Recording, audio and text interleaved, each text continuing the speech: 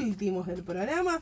Tenemos también la primera de la Campop del año. Hoy es día de primeras columnas, así que está buenísimo. Cerrando el mes de marzo tenemos muchas primeras columnas. Bienvenida, Leti.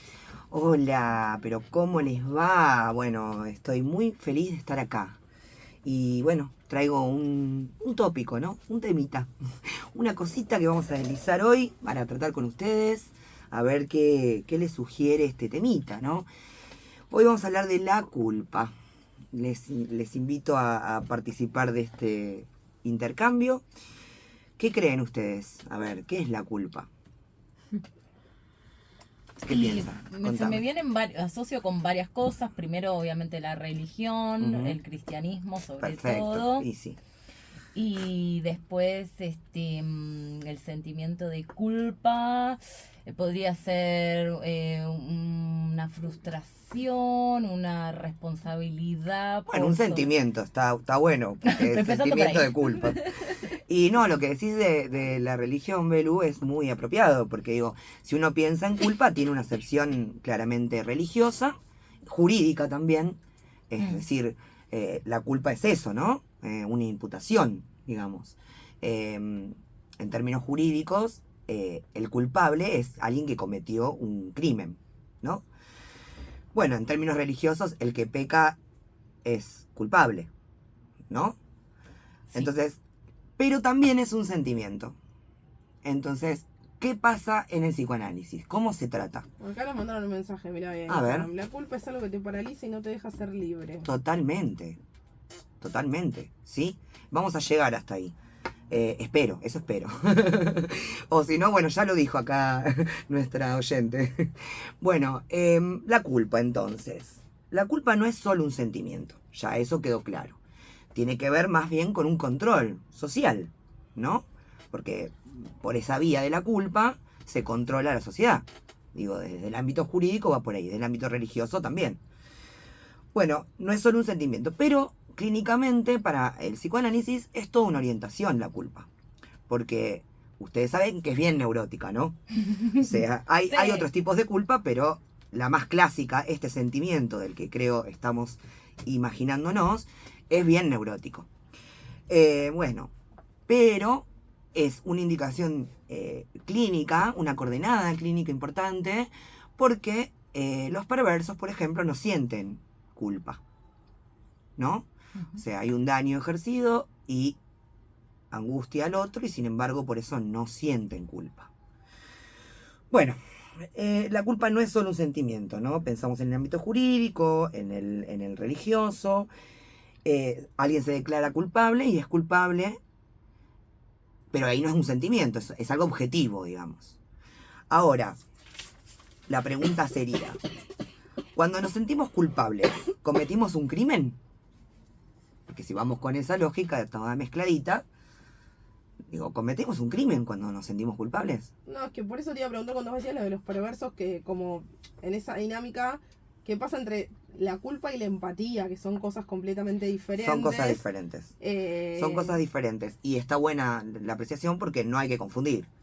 No se trata de cuán empático es alguien con otro. Claro, porque pensaba en esto del perverso, del psicópata que no tiene empatía, por Exacto. eso pero hace cualquier cosa sobre... La culpa sobreviene porque goza de angustiar a otro, digamos. No sobreviene sería, ¿no? En el perverso. Goza angustiando al otro. Uno puede angustiar a otro sin intención de hacerlo y luego va a sobrevenir algo de la culpa. Entonces, clínicamente hay dos estructuras muy diferentes. Una cosa es la neurosis y otra cosa es la perversión, ¿no? Sobre el otro, ¿no? Bueno, sigo entonces. En realidad sí cometemos un crimen. Y este es el descubrimiento freudiano. ¿Por qué sería esto? ¿No? Por el deseo. ¿Por qué? El deseo de cometer algo contrario a lo que se supone el bien, ¿no? Entonces, subjetivamente, sí somos culpables, ¿sí? Aunque objetivamente no hayamos cometido un crimen. Entonces, ahí es la diferenciación con el campo jurídico, digamos, ¿no? Y desde el psicoanálisis, contrariamente al sentido común, bueno, Freud decía algo de esto de no desculpabilizar, ¿no? Al analizante. O sea, cuando alguien viene y cuenta que se siente culpable por alguna razón, uno, analista, ¿no? Decir, no fue tu culpa, ¿no? No sé, me fui de viaje después de trabajar todo el año y resulta que, no sé, mi mamá, hablando de las madres hoy con la columna de Cami, mi mamá nunca pudo salir, no sé, de la provincia y yo me fui a otro país. Vamos a suponer, ¿no? Algo de esto que le sobreviene como culpa, ¿no? A un sujeto. Y es bien neurótico, digo. Bueno, la culpa está ligada al daño que uno hace, ¿no? A los seres queridos.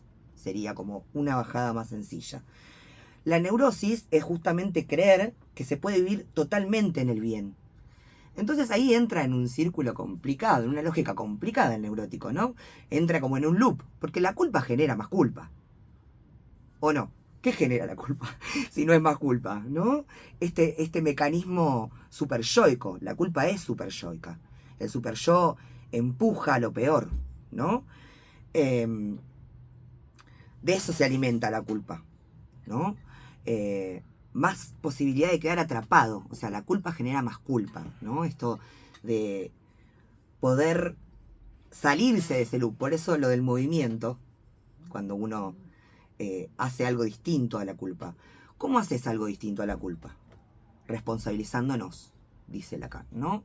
¿De qué? Del deseo. O sea, es culpable quien ha cedido ante su deseo, dice Lacan. ¿Cómo es? Ejerciendo el deseo. Esto es complicado, así dicho, porque el deseo está intrincado en cosas completamente extrañas y requiere de un trabajo muy grande, ¿no? Digo, el deseo está muy intrincado con cosas de la muerte, básicamente. Entonces es factible que sobrevenga el sentimiento de culpa. Pero ¿cómo se trasciende eso? Bueno, hay una diferencia fundamental entre culpa y responsabilidad. En psicoanálisis trabajamos con la responsabilidad subjetiva, que no es el neurótico diciéndose a sí mismo, no soy culpable, ¿no? Digamos, como que eso en realidad lo que crea es otra vez este círculo vicioso de más culpa, ¿no? No soy culpable de ser culpable, dice Lacan, dice como el pecador más virtuoso es el que más culpable se siente, ¿no? O sea, es como se cuida de no pecar y siempre está pecando, ¿viste? Como llamativo. Bueno, muy bien. La culpa proviene del latín y es una falta o imputación. De aquí la frase, ¿no es cierto? Por ejemplo, el mea culpa, ¿no? Bueno, el derecho romano habla de distintas clases de culpa. La culpa por omisión o la culpa por prestación de una obligación o por la no prestación de una obligación. Bueno, la responsabilidad no. La responsabilidad también viene del latín, y viene del latín responsum. Parezco Grondona. Tiré una referencia re vieja. Forma latina del verbo responder. O sea, la responsabilidad tiene que ver con una respuesta, con la habilidad de responder, ¿no? Es decir, respondo por lo que hago, me hago cargo, ¿no? De esto, me hago cargo de mi goce, me hago responsable de mi propio goce. Ver qué papel, ¿no? Se me juega a mí, en mi propia historia, ¿sí? Cómo me implica a mí responsablemente mi deseo, ¿no? Bueno, tranqui la culpa. Tranca la culpa, ¿no? La vamos piloteando ahí, tranqui la culpa. Insiste aparte la culpa, porque tiene mucho que ver con la repetición. ¿Se acuerdan aquella columna que hablamos de la repetición? La culpa paraliza, la culpa coagula, la responsabilidad no. La responsabilidad motoriza la implicancia del sujeto en aquello que le pasa. Entonces, ahí uno tiene una posibilidad diferente de elegir. Cuando es responsable éticamente desde la ética del deseo para el psicoanálisis, tiene otra posibilidad de decidir y de elegir.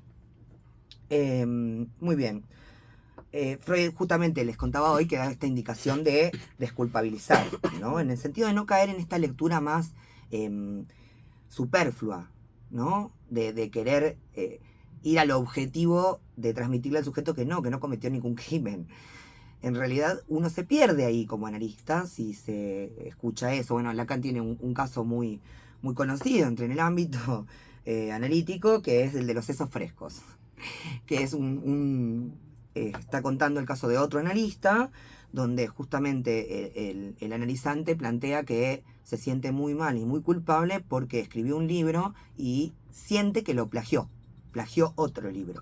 Entonces el analista, con muy buena intención, pero bueno, Camino al Infierno está lleno de buenas intenciones, le dice: no, mire, me tomé el trabajo de buscar este libro que usted hace referencia y no, usted no plagió a nadie. Bueno, sale de ahí el paciente y va y se come unos sesos frescos. Y eso Lacan lo ubica como un acting, digamos, no como una entrada en un análisis más bien del lado de el síntoma, la responsabilidad subjetiva, sino como que queda ahí, ¿no? No siguió escuchando qué había atrás de esa culpa, ¿no? Que ahí está el deseo, ahí reside algo del deseo. Entonces, desresponsabilizarlo rápidamente o desculpabilizarlo rápidamente no tiene el efecto de implicancia de ese sujeto en lo que padece, ¿no? Quiero que si se puede graficar o queda medio claro esto, ¿no? Bueno, la cuestión entonces queda planteada en términos de que la culpa es pagar el costo, ¿no? O sea, la responsabilidad es pagar el costo, no la culpa. Venga, me equivoco. Un besito a todos los analistas que nos están escuchando. Muy bien, pagar el costo, ¿no? Digo, es muy difícil a veces para los sujetos tomar una decisión si saben que eso puede dañar de alguna manera a algún ser querido o a otro, ¿no? Nos cuesta en lo cotidiano a las personas, ¿no? Tomar decisiones que pensando en que eso puede dañar. Sin ir más lejos, y esto creo que es una referencia que todo el mundo puede llegar a palparlo más concretamente, una separación, donde hay una persona que decide terminar una relación, por ejemplo, ¿no? Quizá con mucho dolor, y en ese momento el otro sujeto, digamos, cree que es el dolor más grande que tiene, no puede dormir, o lo que sea, y sin embargo con el tiempo, qué sé yo, por ahí fue un favor, digo, o fue un movimiento, y al sujeto que decide separarse, ¿eso qué implica, no? Digo, quizá implicó un gran trabajo para poder hacerlo. Y no es el éxito asegurado del bien, ¿no? No es que tomo una decisión re fácil que decís, bueno, no, es que me hace bien y ya está. Le digo, es muy difícil tomar una decisión de esa índole, digamos. Entonces, esto de pagar el costo me parece interesante en el planteo, por la relación de la culpa con la deuda, ¿no? La culpa con la deuda, la resarción, la reparación, que ya es como de todo el ámbito más jurídico, o el religioso. Digo, siempre hay una resarción, ¿viste? Como, bueno, rezate 10 Ave María. No sé, vas, te confesás y te dicen, bueno, sí, por mi culpa, 10 Ave Marías, listo, te levanto, cumplís la pena, levanto, pero la culpa sigue estando. ¿No? Como que no es de la vía de la responsabilidad, ¿no? Bueno. Porque es como un paliativo, digamos. Claro. Pero no hay ningún tratamiento real de la culpa y de dónde viene la culpa y qué es lo que te está pasando con la culpa. Entonces. Eso, claro. Hay un tratamiento simbólico, digamos. Pero la culpa es real. Tiene más que ver con lo real, ¿no? Y hay diferentes maneras. Tenés, creo, como para pensar un poco, como cargar con la culpa de otro, ¿no? Es muy habitual. O proyectar la culpa propia en el otro, ¿no? Que eso también es una dinámica muy de los partener, digamos, ¿no? Como cargarle, proyectarle, no cargarle, proyectarle. Escuchaba a un analista, Jorge Reiter, hablar sobre este tema y planteó una cosa interesante con esto, porque él asociaba como un poco cargar con la culpa del otro, más bien en relación a los padres, digamos, a lo filial, a lo paterno, y proyectar la culpa en el otro más a los semejantes, ¿no? Como a estas diferencias de estos otros, ¿no? Como al otro más primordial o al otro más semejante. como esa diferenciación, y dije, qué interesante, está para estudiar un poco, ¿no? Y buscarle un poco más la vuelta, pero me pareció que es algo que nos identifica porque creo que es un sentimiento muy común. Y en la crianza propia se ha escuchado un montón.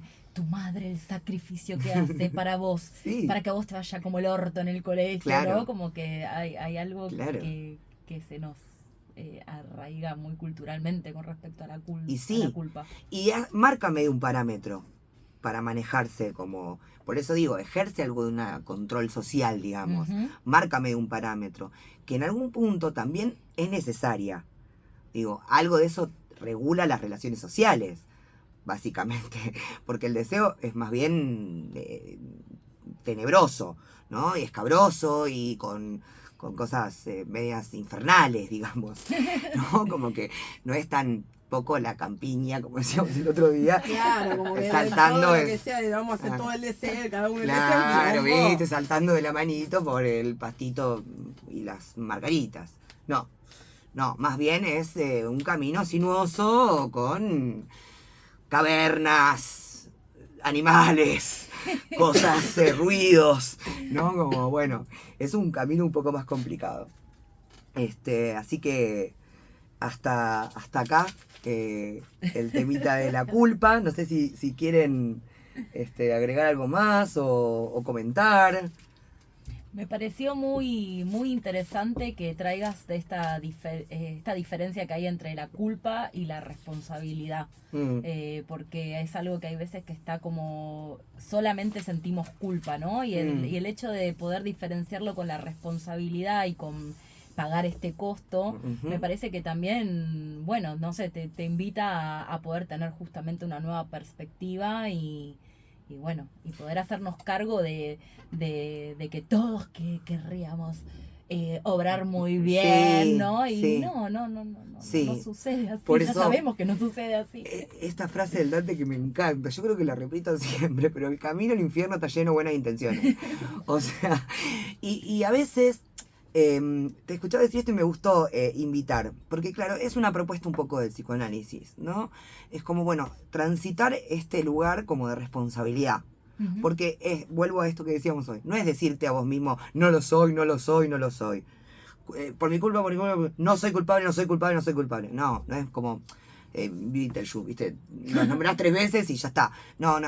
Como, y la sugestión ahí tampoco tiene un lugar de resolución de esa culpa, digamos. ¿No? Porque digo, te pueden sugestionar diciéndote, efectivamente, no sos culpable. Y vos decís, no estoy preso, no me condenaron, no. Pero el sentimiento está igual, ¿no? Digo, por eso nos interesa tanto el sentimiento de la culpa, el sentimiento de culpa. Hoy justamente, sí. Mira, estaba viendo un video bastante fuerte, la primera vez que habla Silingo con Silingo es un represor, uno de los represores más grandes que tuvo la ESMA, y está hablando en una entrevista que le hace un español, creo que en la década del 90 o 2000, cuando es la primera vez que él habla, ya cuando el juez Garzón está haciendo los juicios relacionados a los desaparecidos españoles.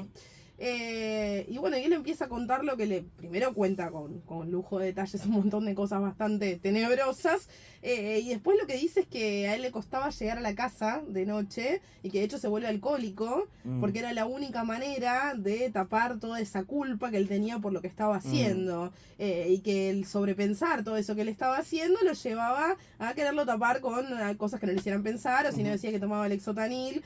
Y justamente me hiciste acordar con respecto a esto de lo del cura, porque él iba al capellán y él, bueno, hablando obviamente de una dictadura eclesiástica también donde la religión estaba muy presente, claro, y era partícipe, y bueno, le dan como todo un discurso a él de que estaba separando el trigo de lo bueno y lo malo del trigo, no se puso una frase que ahora no la recuerdo perfectamente, como para justificar lo que estaban haciendo, pero lo que voy es que el tipo, por más que se confesaba y un montón de cuestiones y se autoconvencía de que él lo estaba haciendo por obediencia de vida, porque era su trabajo, porque tenía que obedecer y qué sé yo, igual llegaba a la noche y era tan fuerte la culpa que él mismo cuenta que terminó volviéndose alcohólico porque era la única manera que tenía de un poco...